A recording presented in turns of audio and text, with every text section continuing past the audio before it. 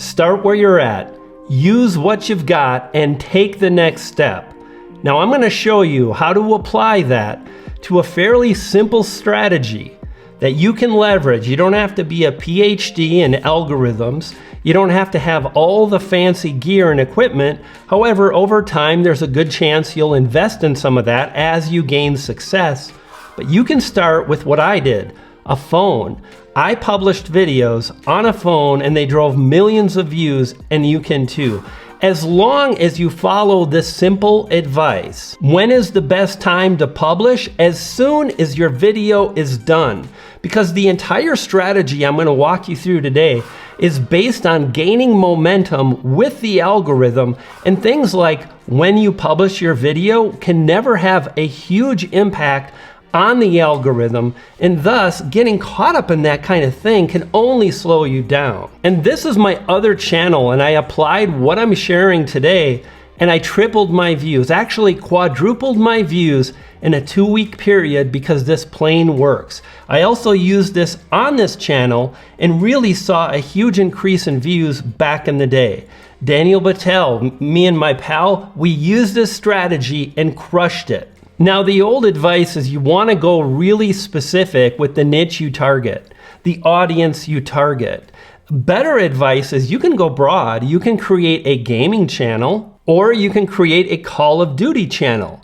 You can create a channel about wildlife photography, or you can create a channel by going broad and covering cameras. My goodness, this is a camera right here. The goal with every video you publish should really be to focus on what, again, can actually have a big impact on your growth. And that's metrics like CTR, watch time, average view duration, likes and comments, and getting people to actually subscribe when they click and watch. You see, all of these things are really engagement signals.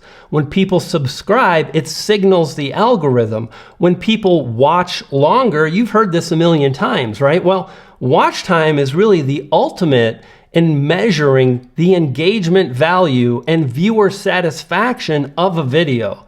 And here's the thing. Over the last year, 2 years, we've seen YouTube push out these little questionnaires. Have you seen them? Like, how did you like this video you watched? How satisfied were you with the video? So those are the things we're going to focus on, the actual metrics that can trigger growth because they're a measurement of engagement. And you want to publish videos when you can. More is better, especially when you're just getting started, because you need to gain momentum with your workflow. You need to develop a lifestyle that revolves around publishing and creating content on a regular basis. That's what YouTubers do. And if it seems taxing and overwhelming and you're only able to publish 1 or 2 videos a month, you'll never grow. It's not enough in today's economy. As Roberto Blake would say, the creator's economy. And the idea is you want to move fast, break things, and publish often.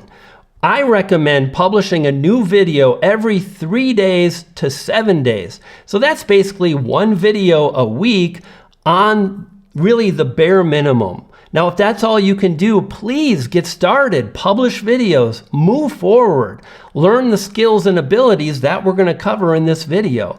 But a better plan is to publish the next video when you can. And again, we're going to follow a step-by-step process that's uber powerful. Now, this is a really great example of a video that isn't driving a ton of views, but it's gaining a lot of subscribers, and it's one more brick on my YouTube channel's wall, right? I'm piecing together the videos that are going to create something worthwhile for my target audience. And notice all green arrows. That's the other goal. With every single video you publish, the goal is going to be to get all green, and furthermore, you want to stay in the top 3 of your most recent videos. And the other thing you want to do when publishing is look at your last video and then really identify what can you do to improve the engagement level for viewers who click and watch. For example, you've heard it a million times, right? Really bad audio will cause people to click off. Well, if your audio sucks, You're not going to worry about all the things, when to publish, this or that. You're going to fix your audio. You're going to strive to improve it in that next upload, and you're going to move forward. And remember, we're going to move fast. We're going to break things. It'll never be perfect, but I promise you, when you apply this, you will be amazed at what you see. And you know what's much more powerful than your thumbnail? Oh, good. This drives me nuts. Is your actual video content and the topic of the video. I see this all the time. Creators blowing up that have horrible, really bad thumbnails, and yet they drive views and they gain subscribers because the content resonates. So select a topic that is doing well on other similar channels. Focus on a topic that's based on something new tech, new products, new things to buy, or select a topic that's done well for other creators. You want some proof, some evidence that this video topic could do well, and then again, you want to move fast and break things. And by the way, I want to warn you, this is where so many creators get it mixed up. Oh, should I target search, or search is dead? Or, and these are the folks that are never really blowing up. Make videos for viewers. Don't worry how long your video is, or the perfect video length. Instead, just make the best video and publish and move on. I don't worry about suggested or search. I do a few things. I'll talk about them in seconds. But just make that video for the viewers and keep them at the front of your mind, not the algorithm. Next up, collect your thoughts. Think about some talking points that your audience would want to hear about and jot them down and stick to that script. Now, you can spend 15 minutes or an hour or two, but the more you really think about and practice communicating, the more it's going to really have a big impact on your YouTube channel. And the production value, as it improves, I promise you, can only help you to get better results in retaining viewers and, again, keeping them watching.